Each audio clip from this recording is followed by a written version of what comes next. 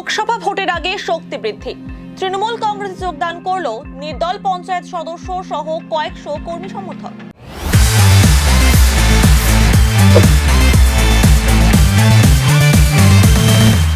রবিবার রাতে ফুলবাড়ির ২ নম্বর গ্রাম পঞ্চায়েতের জটিয়াকালী এলাকায় যোগদান সভা করা হয়। এদিন তৃণমূল কংগ্রেসের ডাবগ্রাম ফুলবাড়ির ব্লক সভাপতি দেবাশিস প্রামাণিকের হাত ধরে নির্দল পঞ্চায়েত সদস্য শফিউল রহমান সহ প্রায় ৫০০ জন তৃণমূল কংগ্রেসে যোগদান করেন। এই বিষয়ে তৃণমূল কংগ্রেসের ডাবগ্রাম ফুলবাড়ি ব্লক সভাপতি দেবাশিস প্রামাণিক বলেন, গত পঞ্চায়েত নির্বাচনে আমাদের দলের কর্মী টিকিট না পাওয়ায় নির্দল হয়ে প্রতিদ্বন্দ্বিতা করে পঞ্চায়েত নির্বাচনে জয়লাভ করে। সেই পঞ্চায়েত সদস্য সহ প্রায় ৫০০ জন তৃণমূল কংগ্রেসে যোগদান করলো। ঘরের ছেলে ঘরে ফিরে এসেছে। লোকসভা নির্বাচনের আগে এই যোগদানে দলের অনেকটাই শক্তি বৃদ্ধি করলো বলে জানান তিনি। শফিয়া রহমান আমাদের দলেই ছিল, তৃণমূল কংগ্রেসে ছিল। যাই হোক, টিকিট না পেয়ে রাগ করে নির্দলে দাঁড়িয়েছিল। ও নির্দল থেকে নির্বাচিত হয়েছিল। তা যাই হোক, ঘরের ছেলে আমাদের ঘরেই চলে আসলো। ওর সমস্ত লোকজন নিয়ে প্রায় ৫০০ লোক নিয়ে আজকে যোগদান করলো।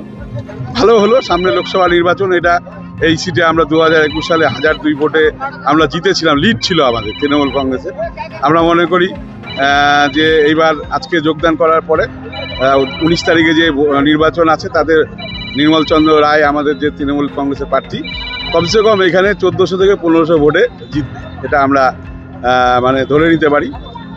কাজেই ভালোই হলো আমরা আজকে আসাতে, এবং আগামী দিনে সবাই মিলে একসাথে আমরা উন্নয়ন করব, কাজ করব। এলাকায় আরও অনেক উন্নয়ন বাকি আছে। পঞ্চায়েত তো আমাদের ক্ষমতা আছেই, যে পঞ্চায়েত সমিতিও আছে, জেলা পরিষদ আছে। এবার লোকসভার এমপিটা আমরা জানি জলপাইগুড়িতে মানুষ চাইছে না বিজেপিকে, এবং জয়ন্ত রায় ৫ বছরে জিতেছিল, ৫ বছরে কোনো উন্নয়ন করেনি। জয়ন্ত রায় আমাদের ডাবগ্রাম ফুলবাড়ি বিধানসভায় ৮৬,০০০ ভোটে জিতেছিল, ৪টা গ্রাম পঞ্চায়েতে ২৭,০০০ ভোটে এবং ১৪টা ওয়ার্ডে ৫৯,০০০ ভোটে। ৫৯ আর ২৭ মিলে ৮৬,০০০। কিন্তু একটা সাংসদ যেই দলেরই নির্বাচিত হোক, সে সিপিএম হোক, কংগ্রেস হোক, তৃণমূল হোক, বিজেপি হোক, বছরে ৫ কোটি টাকা উন্নয়নের জন্য পায়। সে ৫ বছরে ২৫ কোটি টাকা পেয়েছিল জয়ন্ত রায়। কিন্তু ২৫ কোটি টাকা পেয়ে এখানে যে ৮৬,০০০ ভোটে জিতেছে, মনে ৮৬ টাকার কাজও করেননি, এবং ৫ বছরে এলাকার লোক ওনাকে চেনেন না, ওনাকে দেখেননি। কাজেই ওই হিন্দুত্বর জিগির তুলে ধর্মের ভিত্তিতে ওরা ভোটটা পেয়েছিল। ওরা মনে করছে এইবারও ২০২৪ সালে আমরা ধর্মের ভিত্তিতে ভোট পেয়ে যাব। এটা ভুল ধারণা, মানুষ ভুল বুঝতে পেরেছে। আমার ঘরে যদি খাবার না থাকে, ধর্মের কথা বলে মানুষ আর শুনবে না। এলাকার উন্নয়ন, মমতা বন্দ্যোপাধ্যায় প্রত্যেকটা মানুষের বাড়িতে খাবার পৌঁছে দিচ্ছে, প্রত্যেকটা মানুষের বাড়িতে লক্ষ্মী ভাণ্ডার পৌঁছে দিচ্ছে, প্রত্যেকটা বাড়িতে লেখাপড়ার ছাত্রদের লেখাপড়ার দায়িত্ব নিয়েছেন। কাজেই মানুষ তৃণমূলের পক্ষেই আছে, মমতা ব্যানার্জির পক্ষেই আছে। এবং ১৯ তারিখে সমস্ত মানুষ যারা এর আগে বিজেপিকে ভোট দিয়েছিল, আমরা মনে করি আমাদের ডাবগ্রাম ফুলবাড়ি বিধানসভা যারা ভোটার, তারা ভগবান, তারা আমাদের গণদেবতা সবাই সিদ্ধান্ত নিয়েছেন। আমরা মমতা ব্যানার্জি যে ধরনের কাজ করতেছে ওয়েস্ট বেঙ্গলে, এনার পিছনে এনার হাত শক্ত করার জন্য আমি তৃণমূল পার্টি যোগ করলাম। আমি আগে কোনো পার্টিতে যাইনি, জিতার পর থেকে দলের নির্দেশ ছিল, টিকিট আমাকে দেয়নি দল থেকে। তারপরে আমাকে নির্দল থেকে গ্রামের মানুষ বলতেছে উন্নয়ন করতে হবে, মমতা ব্যানার্জির কাছে যেতে হবে। আমি সেই মাথা পেতে নিয়ে আবার তৃণমূলের দলে যোগ করলাম।